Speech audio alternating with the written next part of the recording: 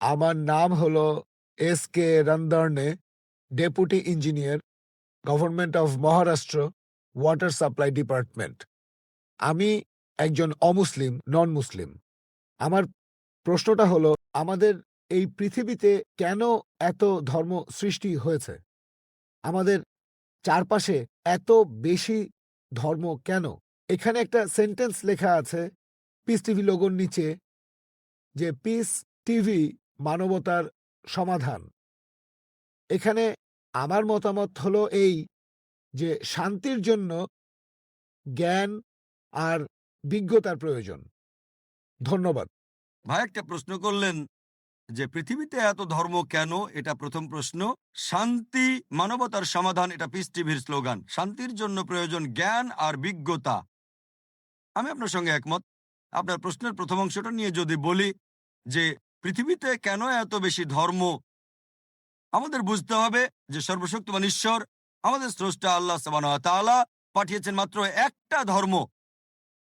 আল্লাহ পবিত্র কোরআনে বলেছেন, সূরা আলে ইমরান অধ্যায় নম্বর 3 আয়াত নম্বর 19, ইসলাম, একমাত্র ধর্ম, একমাত্র জীবন দর্শন যেটা আল্লাহ তাআলার গ্রহণযোগ্য, সেটা আল্লাহ তাআলার কাছে আত্মসমর্পণ করা। আল্লাহ তাআলা মাত্র একটা ধর্মই পাঠিয়েছেন। আর যত নবী রাসূল পৃথিবীতে এসেছেন, যেমন ধরেন আদম, ইব্রাহিম, মুসা, ঈসা, মুহাম্মদ, ওনারা সবাই শান্তিতে থাকুন। তারা মানুষকে একটা শিক্ষায় দিয়েছেন, আল্লাহর কাছে আত্মসমর্পণ করা। এখন আরবি ভাষায় যদি কেউ আল্লাহ তাআলার কাছে আত্মসমর্পণ করে, তাহলে তাকে বলা হয় মুসলিম। আর ইসলাম, এই আরবি শব্দটার মূল আরবি শব্দটা হচ্ছে সালাম, যার মানে শান্তি। এর আরেকটা মূল আরবি শব্দ হচ্ছে সিলম, যার মানে আল্লাহ তাআলার কাছে নিজের ইচ্ছাকে সমর্পণ করা। তাহলে এক কথা, ইসলাম মানে আল্লাহ তাআলার কাছে আত্মসমর্পণের মাধ্যমে শান্তি অর্জন করা। তাহলে আমাদের স্রষ্টা আল্লাহ তাআলা পাঠিয়েছেন মাত্র একটাই ধর্ম। তবে সময় বদলানোর সাথে সাথে ধর্মগ্রন্থগুলোও বদলে গেছে, বিকৃত হয়ে গেছে, নতুন জিনিস ঢুকেছে। আর এই ধর্মগ্রন্থ বদলানোর ব্যাপারে আল্লাহ পবিত্র কোরআনে বলেছেন, সূরা বাকারা অধ্যায় নম্বর 2 আয়াত নম্বর 79, ফাওয়াইলুল লিল্লাযিনা ইয়াকতুবুনা আল-কিতাবা বিআইদিহিম সুম্মা ইয়াকুলুনা হাযা মিন ইনদিল্লাহ লিয়াশতারু বিহি সামানান কালিলা ফাওয়াইলুল লাহুম মিম্মা কাতাবাত আইদিহিম ওয়াইলুল লাহুম মিম্মা ইয়াকসিবুন। দুর্ভোগ তাদের যারা নিজ হাতে কিতাব রচনা করে আর বলে এটা আল্লাহর নিকট হতে। তারা এটা বলে তুচ্ছ মূল্য প্রাপ্তির জন্য। তাদের রচনার জন্য শাস্তি তাদের, যা উপার্জন করে সেজন্য শাস্তি তাদের। আল্লাহ তাআলা পাঠিয়েছেন অনেক আসমানি কিতাব, অনেক ইনস্ট্রাকশন ম্যানুয়াল। সময় বদলানোর সাথে সাথে এই ইনস্ট্রাকশন ম্যানুয়াল, আল্লাহর এই আসমানি কিতাব বদলে গেছে। যখন কোনো কিতাব বিকৃত হয়ে গেছে, আল্লাহ নতুন রাসূল পাঠিয়েছেন আর নতুন কিতাব। এইভাবে অনেক দিন চলেছে। তারপর আল্লাহ পাঠালেন সর্বশেষ ও চূড়ান্ত নবী মুহাম্মদ সাল্লাল্লাহু আলাইহি সাল্লামকে, আর সর্বশেষ ও চূড়ান্ত আসমানি কিতাব কোরআন নাজিল করলেন। এর আগে যেসব নবী রাসূল এসেছিলেন, আমাদের প্রিয় নবী মুহাম্মদ সাল্লাল্লাহু আলাইহি সাল্লাম বলেছেন যে আল্লাহ তাআলা এই পৃথিবীতে 1,24,000 নবী রাসূল পাঠিয়েছেন। পবিত্র কোরআনে মাত্র 25 জনের নাম বলা হয়েছে, অন্যদের নাম আমরা জানি না। হতে পারে একজন প্রশ্ন করেছিল, আপনি কি মনে করেন, একজন হিন্দু আমাকে এই প্রশ্নটা করেছিল, আপনি কি রামকে আল্লাহর রাসূল বলে মানেন, অথবা শ্রীকৃষ্ণকে কি আল্লাহর রাসূল বলে আপনি মানেন?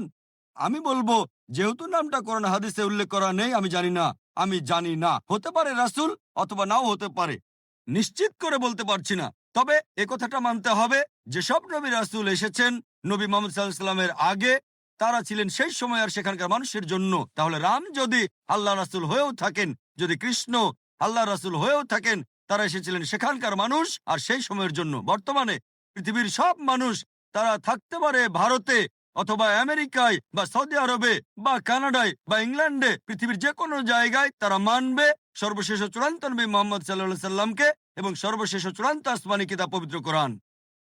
আল্লাহ আমাদের কথা দিয়েছেন সূরা হিজর অধ্যায় নম্বর 15 আয়াত নম্বর 9, যে আমি কোরআন অবতীর্ণ করেছি, সেটা আমি সংরক্ষণ করব। তাহলে আল্লাহ তাআলা পাঠিয়েছেন মাত্র একটা ধর্ম, সেটা হচ্ছে আল্লাহ তাআলার কাছে আত্মসমর্পণ করা।